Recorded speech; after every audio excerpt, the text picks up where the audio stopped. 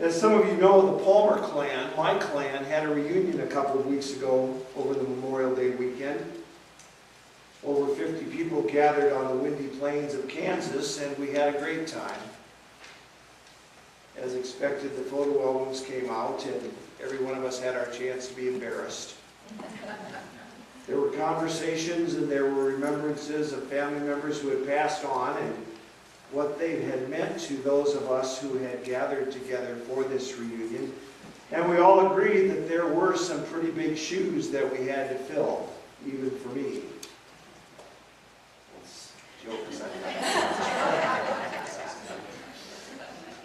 I have some folks in my family tree who have served as pretty good role models. And I'm sure that you can say the same thing about your family.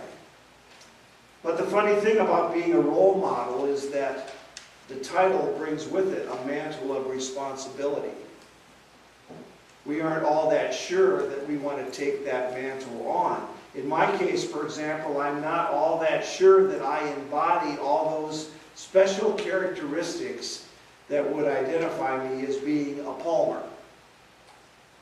People have told me that they can see a lot of my dad in me, but what I think they're talking about are physical similarities. I really don't know if I have the same character that my father had. His life was shaped and was refined by a world of experiences that I cannot begin to duplicate in my life, and I'm not sure that I would want to. But those were the things that made my dad who he was. And they are part of now what it means for his family to call themselves Palmers. But I would hesitate to call myself the best role model for folks to consider if they're trying to understand my clan. And I'm not all that sure that there are very many people out there who have a burning desire to understand what makes a Palmer tick anyway. But enough about me and my kin. Let's turn our focus to another family grouping. Let's look at those folks who come together each Sunday under the banner that identifies us as Christians. Now, we are a group that people definitely are interested in trying to figure out. Let's imagine that there's a man on the street type of reporter out in the parking lot after our worship service this morning, and you're on your way to the car, and this reporter asks you to tell about how you would live your life as a Christian. Now, what would your reaction be? As Christians who happen to be Presbyterians, knowing the teachings of John Calvin, I think we would be likely to point out to the reporter that we are sinners and that we would be totally lost without Jesus. And we certainly wouldn't want to lift ourselves up as role models for others to try and emulate in their lives. We certainly wouldn't say something like, if you want to see Jesus, well then look at the way I live my life. Those are not words that are likely to come out of our mouths. If anything, we try to distance ourselves from Jesus at that point because we've been taught to see Jesus as the goal to which we aspire, but which we never quite attain in this life. And so we focus on the gap between who Jesus is and who we are and throw ourselves on the grace of God. It's kind of nice to have that wiggle room, isn't it? Slip-ups are somehow easily overcome if you know that there's one out there who constantly reaches out with loving and a forgiving hand to lift you back on the course again. The good news of the gospel is easier to share with someone else if we offer it as something that we're trying to live up to as well. And then welcome others to join us as we are going down that road of discovery. That all sounds good, and I believe that, but it's not exactly what the reading from Matthew for this morning is saying to us. Jesus and the gospel are not goals that we should try to attain in life. For us as Christians, as disciples of Jesus, they are our life. And people need to meet Jesus as they see Jesus living in us. And that's a whole other story. I don't think we're real comfortable with that because it takes away some of the wiggle room that we enjoy as followers of Jesus. There are times when we seem to put some daylight, as I said, between the gospel and ourselves, and we say something like, well, the shape of my life may or may not look a lot like Jesus, but at least you can hear the message and the words that I say. Don't let me get in the way of that. And for heaven's sakes, don't look at me as a role model or as an example, because I'm just not where Jesus wants me to be. But Matthew says it doesn't work that way. You and I are called to show a radical consistency between the Jesus of the gospel and the life that we live. Those who are looking to discover Jesus for themselves then can quickly see when we get in the way of the message. I remember a quote from Gandhi in the early 1900s where he said it best as he reflected on his journey that brought him to India and to the leadership of people there as they rebelled against British rule, and he was preaching nonviolence and passive resistance. He said that when he was a law student in England, he spent a good deal of time reading the Bible, and he studied long and hard the life and teachings of Jesus. But in that process, he also saw a disconnect between the life of Jesus and the behavior of Jesus' followers. And so Gandhi said, I like your Christ, but I don't like your Christians. You have to wonder how different the world could be today if he'd been able to say that not only did he like our Christ, but he liked us as Christians as well.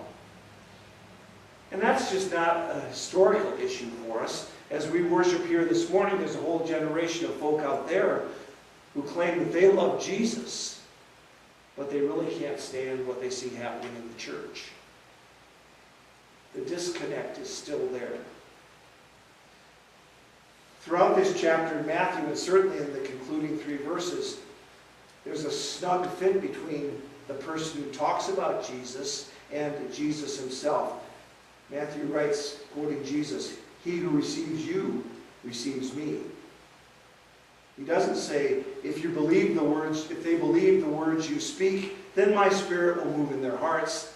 No, he says that if people find a reason to love the disciples so much that they will welcome them into their homes, then Jesus himself will be there. It's about more the way we act and live our lives than what we say. Jesus isn't talking about a message that's heard, but about the reception of a person, namely himself, as he lives inside the disciples. And as you read through this passage, there's an interesting triple play in the last couple of verses. And as commentators have interpreted this over the centuries, they spent a lot of time wondering why Jesus mentions, for instance, the reception of a prophet, a righteous person, and little ones. Do these groups stand for certain people in the church? Were the prophets, the apostles? Were the righteous persons the clergy in the church, and the little ones the lay people? There's a whole list of interpretations that go along with that. But if you get caught up in that, you're missing the point. You're missing the bite of this passage. It's not so important for us to uncover just who Jesus may or may not have had in mind as he listed those groups. The main thing to see is that whatever group you might be in, the message is the same. People will identify you with Jesus, and they'll identify Jesus with you. And the question is, do people see Jesus living in you? Do they see Jesus in the way that you live your life? Our message needs to shape our behavior, and the way that we act needs then to reflect that message. You might call it the window sticker syndrome. We've talked a lot about that, about how putting that window sticker that says Gilbert Presbyterian Church in our back window maybe changes the way that we drive our cars. That's how it should work. We can talk all we want to about the love of Jesus, but if people can't see that love in the way that we live, if people can't see Gilbert Presbyterian Church in the way that we drive, then the message is going to be lost. We can say all we want about being a friendly, welcoming congregation, but if a visitor is ignored at the coffee time we have after worship, what's the message that's really being heard? We can reflect on the banners of Pentecost and celebrate how great it is that God has poured out the Spirit on all the people. But if we act as though some have attained a spirituality that brings them closer to God than others, what message is being heard? And if we claim that God gives us all gifts to use for the good of all by the power of that Spirit, and if we grumble because some others are in a different place in their walk to discover those gifts than we are, well then what message is being heard in that conversation? It's kind of complicated. This is not simple stuff. Being a community that lives out its faith together is hard work. It doesn't just happen. None of us ever reach a point where we can say that we've arrived and now, finally, we're the people God has called us to be. None of us will ever reach the point where we've thanked God enough for the gift of life that God has given to us. We're never going to get there. And it's not that God is needy, that God just can't get by if God doesn't keep on receiving our thanks. It's that being grateful and being gracious changes us. It changes who we are. It's hard not to reach out to others if you're continually being grateful to God for reaching out to you. How can you help but offer welcome to someone else who's searching for the love of God when you are consumed with thanking God for reaching out and loving you in Jesus Christ? Next Sunday, we're going to be invited to the table that Jesus, the one who has saved us, has set before us. Now I want you to know that you're already welcome at this table. But I would challenge you to think of someone Jesus might welcome to this table through you and through the way that you live your life in this coming week.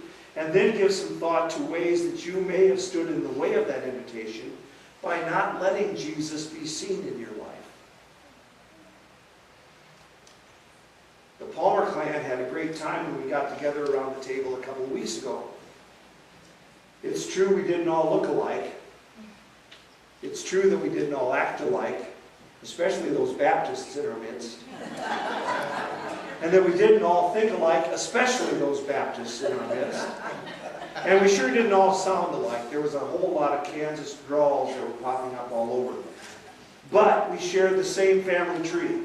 And we shared common family stories. And when the story was told, Palmer came through loud and clear in that gathering. We felt comfortable and we felt welcome around that table for that reunion. If this truly is a welcoming congregation, let nothing stand in the way of Jesus being seen and heard in the lives of every one of us. And then let everyone receive a welcome. And then all God's people say, Amen. Let us pray. Gracious God, you are the one who welcomes us. In grace, you reach out to us. You lift us up. You set us beside you and you call us to share that way with you. May we so incorporate the living Christ in our lives that he might be seen through our actions as well as through our words.